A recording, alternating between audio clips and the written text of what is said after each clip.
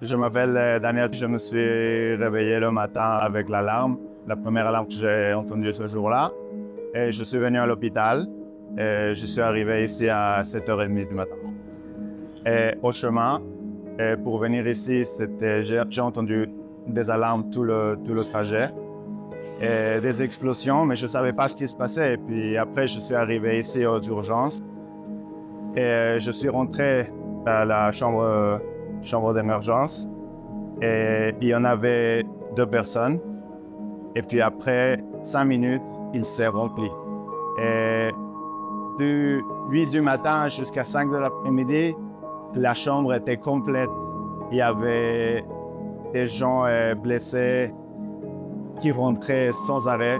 Et les blessures que j'ai vues, ce n'est pas des blessures qu'on voit tous les jours, c'est que des blessures de guerre.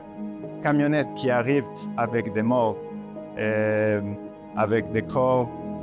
Il y en avait tellement d'ambulances qu'ils n'avaient même pas l'endroit de rentrer. Il n'y avait même pas de la place. Et chaque fois qu'une ambulance arrivait, on était tous ici à l'extérieur. Tu sais que quand les portes de cette ambulance vont s'ouvrir, ça ne va pas être beau. On a vu une fille, elle avait quoi, 18 ans. On était aux chambres des urgences, on l'a aidée, on l'a stabilisée.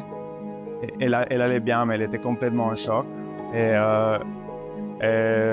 j'ai appelé ses parents avec mon téléphone parce qu'elle n'avait pas de téléphone. Elle a parlé avec ses parents, elle les a soulagés. Et ça, c'est le cas le plus optime que je peux vous raconter. Parce que la plupart des cas ne pouvaient même pas parler ou étaient morts. Patient après patient après patient, pas de temps de se soulager. Et en plus de ça, il y a des alarmes. Des alarmes qui n'arrêtent pas. Elles n'arrêtent pas. On voit des gens courir tout le temps. Ils sortent ici pour fumer ou pour respirer un peu de l'air. Il y a de l'alarme, tout le monde rentre à l'hôpital. Une des choses les plus dures à voir, c'était les gens qui ne comprenaient même pas ce qui arrivait. Et normalement, quand il y a quelqu'un en choc qui vient avec des blessures, il sait ce qui est arrivé. Ici, ils ne savaient même pas. On leur a tiré dessus. Il y a des missiles qui sont tombés.